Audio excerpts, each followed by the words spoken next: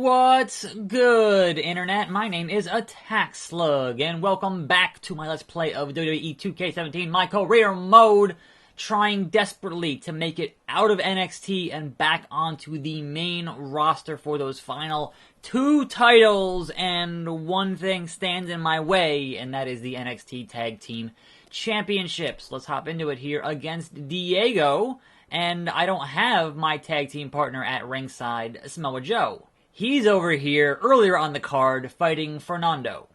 And I guess we're going to interfere or be ringside or something in this match, because I certainly did not choose to watch this match. So I guess we'll see how it plays out.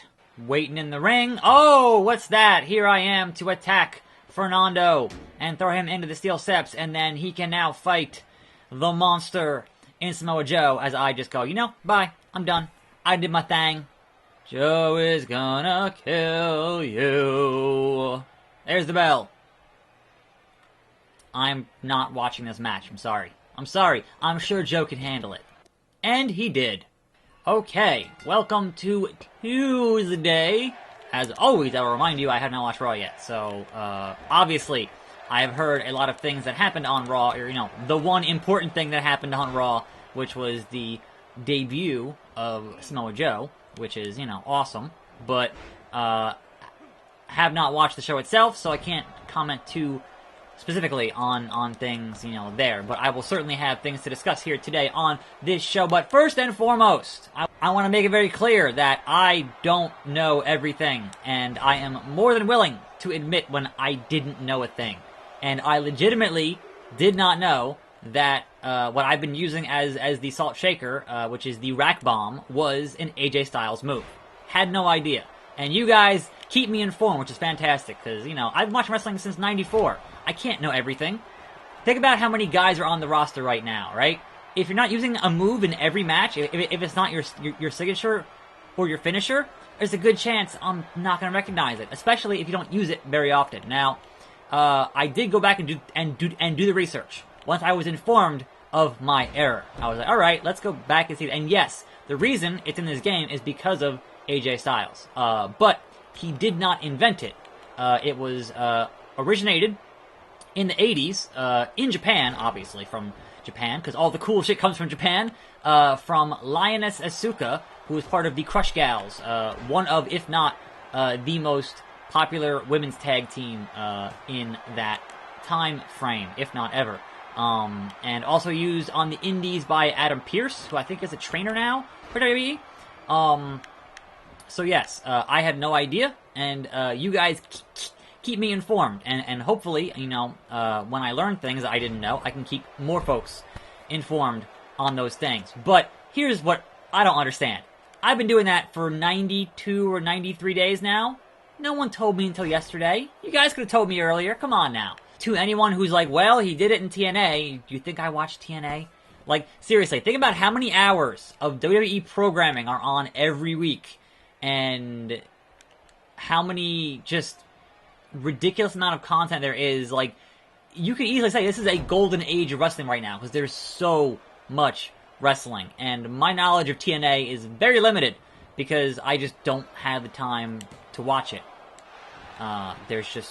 But I did do the additional research to see, well, has he ever used it on WWE TV before? And as far as I can tell, he's used it twice. He used it against Kevin Owens on Raw, March of last year, and then he used it against Dean Ambrose on one of his Dean Ambrose pay-per-view matches. So it has been on TV before, and nobody told me. So how am I supposed to know? Like, unless it's a signature or a finisher, there's a good chance I have no idea what you're doing, you know, because it's impossible to memorize that many guys' entire movesets. And also, even guys that, you know, I think I should know what their finisher is, here's one. Could you tell me right now, off the top of your head, without going to Wikipedia, what is the finisher of Jinder Mahal? Because I couldn't fucking tell you. Granted, he never gets to use it, but, yeah, there's just so many guys on the roster. It is ridiculous, and it just keeps getting more ridiculous. So there's going to be a whole new crop of guys on their UK show, you know, so I don't know. But in any case, yes, I thank you for letting me know that that move was an AJ Styles move, because honestly, I had no idea. Nobody told me. You ain't got shit, Diego. You ain't got shit. And you think I'm somehow not going to break out and attack you? Oh man, you are sorely mistaken. Come on now. Come on now. Woo! 5-star slug splash. And then we hit, what is the electric chair into the German suplex. And then we pick him up again. And we hit the Omega Driver. And there we go. Boom. And back to fighting Zack Ryder. So, alright, sure. I am looking so forward to getting out of the NXT roster to having a much wider roster, hopefully, to fight. But even then, I'm sure it'll be the same 4 guys, so whatever. Now then, I do have some news bits. I do have some Raw discussions, as I am here as Mr. Steal Your Girl, Zack Ryder.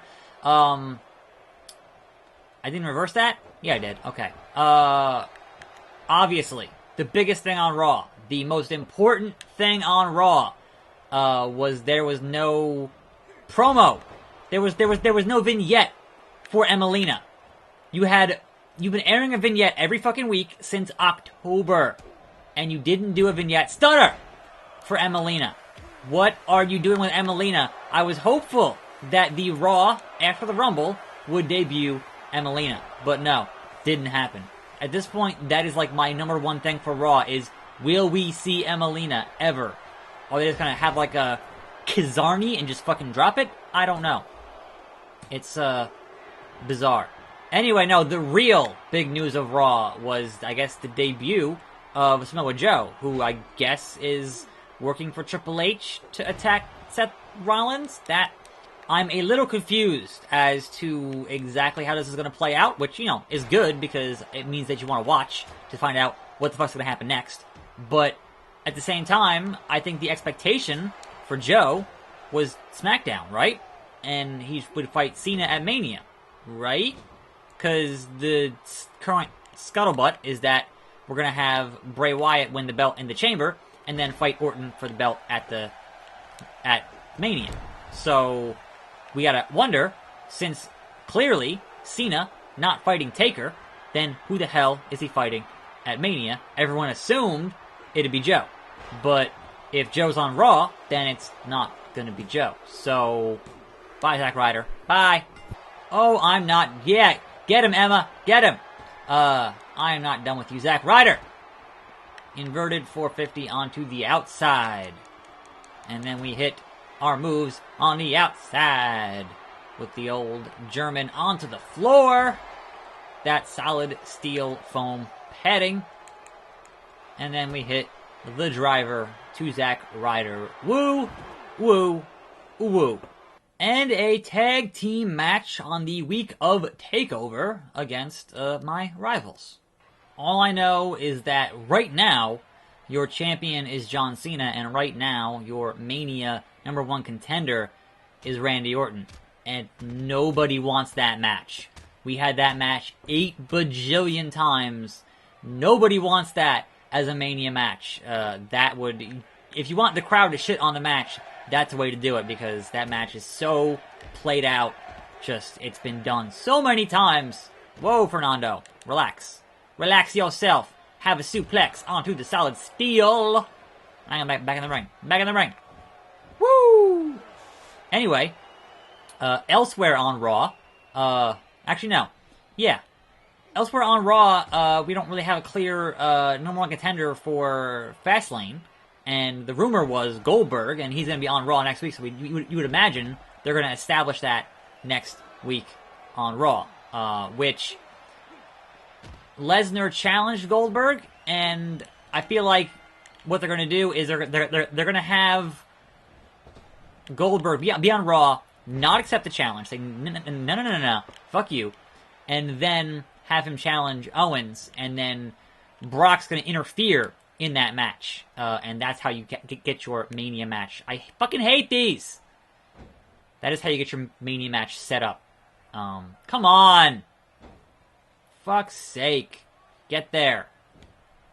But yeah, no, I'm confused about the whole thing with Joe, because if he's just the Fastlane opponent for Seth Rollins as a speed bump to get to Triple H at Mania, like, that makes Joe seem way less important than if he was, you know, fighting John Cena at Mania. Now, granted, it's John Cena at Mania, so I wouldn't wish that on anybody, because, like, no one's done it in a long time.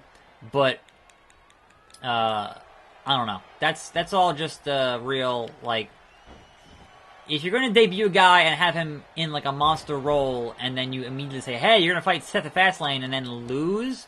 I mean, granted, I would imagine there would be some interference from Triple H in that match in some capacity.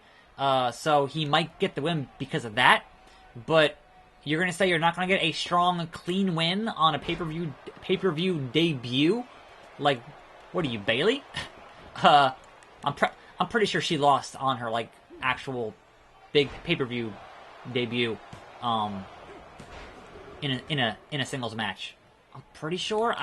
Like I said, I don't know everything, and there's so much content, it is so hard to keep track of everyone's wins and losses. But I remember being mad that I predicted Bayley because she had just debuted, and it might have been Survivor Series, and then they lost that match.